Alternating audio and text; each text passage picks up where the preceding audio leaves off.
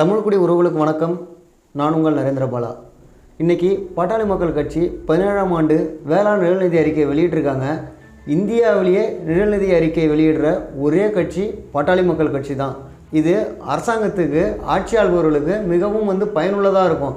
அதாவது இந்த வேளாண் திட்டத்தில் என்னென்ன செய்யலாம், விவசாயத்தை எப்படி மேம்படுத்தலாம், நீர்ப்பாசனம் எப்படி அமைக்கலாம், விவசாயிகளுக்கு எப்படி கடன் தரணும் அப்படிங்கிற அனைத்து திட்டங்களும் இதில் ஒரு அறிக்கையாக வெளியிட்டிருப்பாங்க.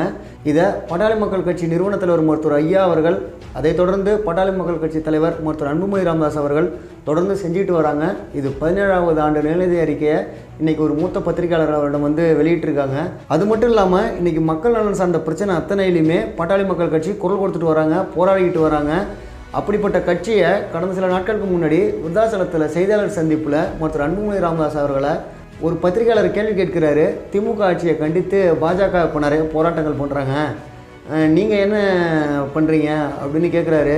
அவரோட கேள்வி நிச்சயமாக சிரிப்புள்ளத்தனமாக இருந்துச்சு, சிரிப்பு தான் உண்டாக்குது. அதுக்கு வேறு எந்த தவறாவது இருந்தால் உங்களுக்கு தெரியுமா, நாங்கள் பண்ணலன்னு தெரியுமா, நாங்கள் என்னென்ன பண்ணுறோன்னு தெரியுமா அப்படின்னு ஆவேசப்பட்டிருப்பாங்க. ஆனால் நாகரிக அரசியல் செய்யும் பண்புள்ளம் கொண்ட மருத்துவர் அன்புமணி அவர்கள் சிரிச்சுக்கிட்டே என்ன பண்ணலங்கிறீங்க அப்படின்னு பாட்டாளி மக்கள் கட்சி என்னெல்லாம் செஞ்சுருக்குன்னு அந்த பத்திரிகையாளருக்கு விளக்குறாரு. அதை பாருங்கள் சார். திமுக அரசு கண்டித்து ஒரு பெரிய போராட்டம் ஒன்றுமே செய்யல, மக்கள் அவதிப்பட்டு இருக்காங்க. பாமக அது ஒரு பெரிய பிரச்சனை எடுத்துக்கல. எந்த மாதிரி பாஜக எடுத்துக்கிறோம், பாஜக அண்ணாமலை அவர் எடுத்துக்கிற மாதிரி பாமக பெருசாக எடுத்துக்கல. இல்ல எந்த மாதிரி போராட்டம் பண்ணல, எந்த மாதிரி பிரச்சனை? மக்கள் அதிகமா வெறுக்கிறாங்க ஆட்சியை, தெரியுது. அந்த பாமக அந்த போராட்டம் என்எல்சி பிரச்சனை இதெல்லாம் ஒரு என்எல்சி நாங்க இப்ப இல்ல, எங்க ஐயா அதுக்கு முன்னாடி வன்னியர் சங்க காலத்துல இருந்தே போராட்டம் பண்ணி தான் இவ்வளவு நாள் இது பண்ணிட்டு இருக்கோம். இன்னைக்கு தமிழ்நாட்டுல ஒவ்வொரு பிரச்சனைக்கும் முதல்ல குரல் கொடுக்கறது, முதல்ல அறிக்கை விடுறது, முதல்ல அழுத்தம் கொடுக்கறது, முதல்ல போராடுவது நாங்க தான். எங்களுக்கு அப்புறம் தான் எங்க அறிக்கை வந்த பிறகு தான் மற்ற கட்சிகள்லாம் அதை பார்த்து காப்பி அடிச்சுட்டு தான் பண்ணிட்டு இருக்கிறாங்க. நீங்க மற்ற கட்சி தலைவர்கள்லாம் எடுத்துக்காட்டாக எங்களுக்கு சொல்ல வேண்டாம், எங்களெல்லாம் எடுத்துக்காட்ட மற்றவங்க எடுத்துக்கிட்டு இருக்காங்க. நாங்க தான் முன்னிலையில எந்த பிரச்சனை எடுத்தாலும், இப்போ சிப்காட் பிரச்சனை இருக்குது, சிப்காட் பிரச்சனையில நாங்க தான் அங்க முதன்மையா போராடிட்டு இருக்கிறோம். இல்ல மாவட்டங்களை பிரிக்கணும், இது தொடர்ந்து நாங்க தான் சொல்லிட்டு வரோம். இப்போ கடந்த ஆட்சி காலத்துல பிரிச்சிருக்கிறாங்க, இப்பவும் பிரிப்பாங்க நாங்க எதிர்பார்ப்பு இருக்குது. இதுதான் உண்மையான மக்களை சேர்ந்த திட்டங்கள். இதெல்லாம் சும்மா பேருக்குன்னு போராடுறதுக்குலாம் எங்களுக்குலாம் அது தெரியாது. எங்களுக்கு அதுவும் எங்களுக்கு அரசியல்லாம் நாங்க, அதாவது அடையாள அரசியல் நாங்க பண்ண மாட்டோம். சும்மா ஒரு மக்களுக்கிட்ட இப்படி சொல்றது பரத்தெல்லாம் எங்களுக்கு தெரியாது. காவிரி டெல்டாவை பாதுகாக்கப்பட்ட வேளாண் மண்டலமா அறிவிக்கணும்னு நாங்க சொல்லிதான், போராட்டம் பண்ணி தான், விழிப்புணர்வு ஏற்படுத்தி தான் அது நடந்திருக்கு. எங்களுக்கு ஆக்கப்பூர்வமான அரசியலை நாங்கள் கையில் எடுத்திருக்கோம். அடையாள அரசியல் கிடையாது. மற்றவங்க அடையாளத்துக்கு அரசியல் பண்றது, அவங்க கிட்ட எங்களை கம்பேர் பண்ணாதீங்க. எங்களுக்கு ஆக்கப்பூர்வமான அரசியல் நாங்க பண்ணுவோம். இப்போ நாங்க ஒரு உதாரணம், சாதிவாரி மக்கள் தொகை கணக்கெடுப்பு நடத்தணும்னு சொல்றோம். இது தமிழ்நாட்டின் வளர்ச்சி பிரச்சனை. தமிழ்நாட்டின் மக்களுடைய வளர்ச்சிக்காக இந்த ஒண்ணு எடுத்தாங்கன்னா தமிழ்நாடு எங்கேயோ வளர்ந்துடும். ஆனா இதை தமிழக அரசு கைகள் எடுக்க மாட்டேது, பேச கூட மாட்டாங்க. இதுக்கு எத்தனையோ கருத்தரங்கள் நடத்தணும், எத்தனையோ ஒருங்கிணைப்பு குழுக்கள் பண்ணிட்டு இருக்கிறோம். எங்க மருத்துவர் ஐயா முதலமைச்சர் நேரில் சந்திச்சு இதை வலியுறுத்தி இருக்கிறாரு. ஆனாலும் இது வரைக்கும் ஒரு வார்த்தையோட பேசல. பீகார்ல எடுத்து முடிச்சுட்டாங்க. பீகார்ல எடுத்து முடிச்சு அங்க பீகார்ல 60 விழுக்காடு இடஒதுக்கீடு 75 விழுக்காடாக உயர்த்தி இருக்கிறாங்க. அது கூட பிரச்சனை இல்லை. அங்க இந்த கணக்கெடுப்பு நடத்திய பிறகு 94 லட்சம் குடும்பங்கள் 6000 ரூபாய் மாதம் வருமானம் தான் வருதுன்னு கண்டுபிடிச்சிருக்கிறாங்க. அந்த 94 லட்சம் குடும்பத்திற்கு அங்க இருக்கிற முதலமைச்சர்கள் 2 லட்சம் ரூபாய் அறிவிச்சிருக்காங்க ஒரு குடும்பத்திற்கும். இது எவ்வளவு பெரிய ஒரு திட்டம் அது. அது இவங்க தமிழ்நாடு அரசு ஏன் பண்ண மாட்டாங்க? ஆந்திராவில் போன வாரம் ஆரம்பிச்சுட்டாங்க, கர்நாடகாவில் 2015 முடிச்சுட்டாங்க, இன்னும் தெலுங்கானா அறிவிக்க போறாங்க, மற்ற மாநிலங்கள் அறிவிக்க போறாங்க. எல்லாம் சட்டம் இருக்குது.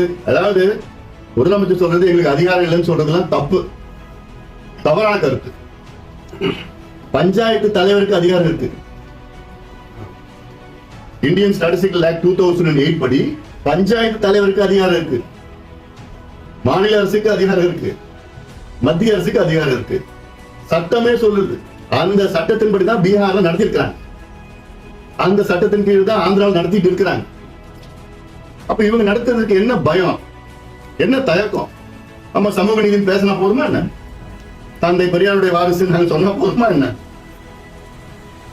என்ன பிரச்சனை வந்து? எங்களோட நோக்கம் என்னன்னா, தமிழ்நாட்டுல எல்லா சமுதாயங்களும் இடஒதுக்கீடு வந்து சாதி அடிப்படையில் தான் கொடுக்குறாங்க இந்தியா முழுவதும். அந்த சாதி கணக்கெடுப்பு 1931 தான் கடைசியா எடுத்தீங்க, வெள்ளக்காரன் எடுத்துட்டு போனாங்க. அது கணக்கு, அந்த கணக்கு வச்சுதான் இன்னைக்கு வரைக்கும் நீங்க இடஒதுக்கீடு கொடுத்துட்டு இருக்கீங்க. இந்த 100 ஆண்டுகள்ல எந்தெந்த சமுதாயம் அதுல பயன்பட்டு இருக்கிறாங்க, எந்த சமுதாயம் பயன்பெறல, எந்த சமுதாயம் மோசமா இருக்குது, ரொம்ப மோசமா இருக்குன்னா கண்டறிய வேண்டும். டேட்டா வேணும், சயின்டிபிக் டேட்டா வேணும். சாதி வாரி கணக்கெடுப்புனா தலைய கணக்கெடுக்கிறது கிடையாது. ஒவ்வொரு சமுதாயமும் சமூக பின்தங்கிய நிலை, சோசியல் பேக்வர்ட்னஸ். இப்போ ஒரு சமுதாயம்னா இது எத்தனை பேர் இதுல குடிசையில இருக்கிறாங்க, எத்தனை பேர் வீடு இருக்கு, அந்த வீடு எவ்வளவு சின்னதா இருக்கா, பெரியதா இருக்கா, பாத்ரூம் இருக்காதுல்ல, அந்த அங்க இருக்கிறவங்களுக்கு பட்டதாரிகள் இருக்கிறாங்களா, அதுல விவசாயமா கூலியா, விவசாய நிலம் எவ்வளவு இருக்கு, அரசு வேலையில இருக்காங்களா, தனியார் வேலை, இதெல்லாம் கண்டறியணும். கண்டறிஞ்சு அதுக்கு தகுந்த மாதிரி இடஒதுக்கீடு கொடுங்க, சலுகைகள் கொடுங்க, நலத்திட்டங்கள் கொடுங்க. பீகார்ல கொடுத்தாங்க 94 லட்சம் குடும்பங்களுக்கு 2 லட்சம் ரூபாய் ஒரு குடும்பத்துக்கு கொடுக்குறாரு. அப்ப அது மாதிரி திட்டம் கொடுத்தாதான் வளர்ச்சி வரும். உண்மையான வளர்ச்சி இதுதான். நீங்க சும்மா 1000 ரூபாய் மகளிர் உதவித்தொகைன்னு சொல்லி 1000 ரூபாய் கொடுத்தா அதெல்லாம் நலத்திட்டம், திட்டம் கிடையாது. அதெல்லாம் திட்டத்துக்கும் நலத்திட்டத்துக்கும் நீங்க புரிஞ்சுக்கணும். முதல்ல 108 ஆம்புலன்ஸ் திட்டம், தேசிய கிராமப்புற சுகாதார திட்டம். இதனால கோடிக்கணக்கான மக்கள் பயன்பெறுகிறார்கள். உயிரை காப்பாற்ற திட்டம், இதுதான் உண்மையான திட்டம். நீங்க நாங்க 1000 ரூபாய் கொடுத்தோம், 6000 ரூபாய் கொடுத்தோம், 2000 ரூபாய் கொடுத்தோம், அதெல்லாம் வந்து வெல்ஃபேர் ஸ்கீம். வெல்ஃபேர் ஸ்கீம் தான் மக்கள் அதை எடுத்துக்கிட்டு அடுத்த நாள் காலம் மறந்து போறாங்க. அவங்க அதனால அவங்களுக்கு எந்த பயனும் கிடையாது. அந்த காசு கொடுக்கறதுல யாருக்கு அதிக பயனு? டாஸ்மாக் கிடைக்கும். உங்க கேள்வி பதில். இந்த பத்திரிகையாளருக்கு புரிஞ்சிருக்குமா, இல்லை அவர் வேணும்னே கேள்வி கேட்டாரா, கேட்க வச்சாங்களா அப்படின்னு தெரில. இன்றைக்கி நிறையா பேர் பிறரை வந்து விமர்சனம் செய்யும் அரசியலும் அடையாள அரசியலும் தான் செஞ்சுக்கிட்டு இருக்காங்க. மக்கள் வளர்ச்சிக்காக தமிழகத்தை பாதுகாக்கக்கூடிய திட்டங்கள் என்ன அப்படிங்கிறத வந்து யாரும் விவாதிக்கிறதே கிடையாது. கிளைமேட் சேஞ்சுன்னா மற்ற கட்சிகளுக்கு என்னன்னே தெரியாது.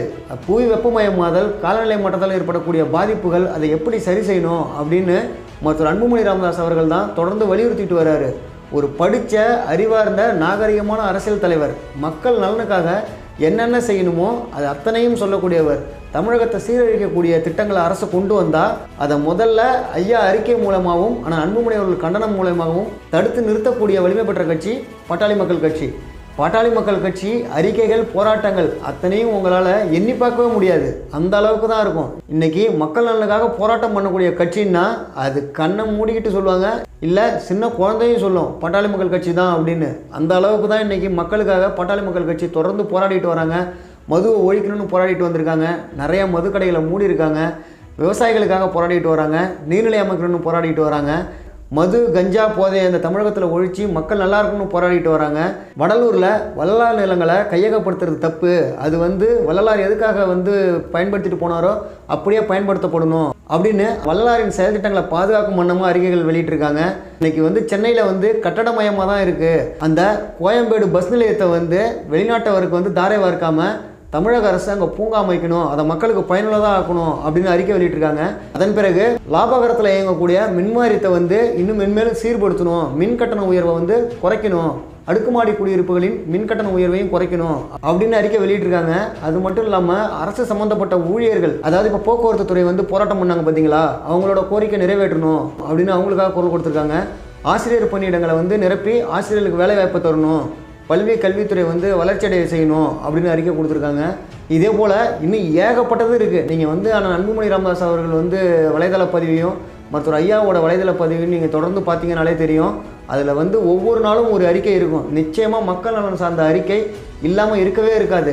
மக்கள் வாழ தேவையான அத்தனையிலையும் சரி, மண் சார்ந்து மக்கள் சார்ந்து அத்தனை பிரச்சனையிலையும் மக்கள் நலனுக்காக, மண் நலனுக்காக பாட்டாளி மக்கள் கட்சியின் தலைவரோட செயல்பாடு இருக்கும். அறிக்கையாகட்டும், கண்டனமாகட்டும், அது வந்து ஒரு நல்லதை நடத்தி தரத்துக்காக தான் இருக்கும். இன்றைக்கி தமிழகத்தில் ஒரு ஆக்கப்பூர்வமான தலை சிறந்த கட்சி அப்படின்னு பார்த்தீங்கன்னா பாட்டாளி மக்கள் கட்சி தான். இதை வந்து மக்கள் உணர்ந்துக்கணும். மக்கள் தான் முடிவு பண்ணணும், நமக்கு என்ன தேவை, இலவச பணம் தேவையா, இல்லை ஒரு நல்ல திட்டம் தேவையா, காலத்துக்கும் நம்ம பயன்பெறக்கூடிய, நம்ம சந்ததிகள் நல்லா இருக்கக்கூடிய திட்டத்தை, நல்ல அரசியலை யார் பண்ணுறா அப்படின்னு மக்கள் தான் புரிஞ்சுக்கணும். அப்படி ஒரு கட்சி பாட்டாளி மக்கள் கட்சி. அப்படி ஒரு சிறந்த தலைவர் தான் மருத்துவர் அன்புமணி ராமதாஸ் அவர்கள். தயவு செஞ்சு பணத்துக்காக பார்க்காதீங்க. ஒரு முறை நீங்கள் வாங்குகிற பணத்தால் உங்களுக்கு ஒரு மாற்றமும் வந்துடாது. நிச்சயம் உங்களுக்கு வாழ்க்கையில் ஒரு நல்ல மாற்றம் வரணும். அனைத்து மக்களும் கல்வி, வேலைவாய்ப்பு, பொருளாதாரத்தில் சம உரிமை, சம வளர்ச்சி பெறணும். இந்த சாதியை வச்சு, மதத்தை வச்சு அரசியல் பண்ணி அடிச்சுக்க விடாமல் மக்கள் நல்ல நிம்மதியாக வாழணும் அப்படின்னு நினச்சிங்கன்னா நிச்சயமாக நீங்கள் பாட்டாளி மக்கள் கட்சி தான் தேர்ந்தெடுக்கணும். மற்றவங்களோட சித்தரிப்பை நம்பாமல், இந்த பணத்துக்கு ஓட்டு போடாமல் நீங்கள் நல்ல தலைவரை தேர்ந்தெடுக்கும்னா அது மருத்துவர் அன்புமணி ராமதாஸ் அவர்கள் தான். அவரோட செயல் திட்டங்கள், செயல்பாடுகள், அவரோட அறிக்கைகள் அத்தனையும் கவனித்து பாருங்கள், உங்களுக்கே புரியும். படித்த எல்லாருமே சிந்திச்சு பாருங்கள்.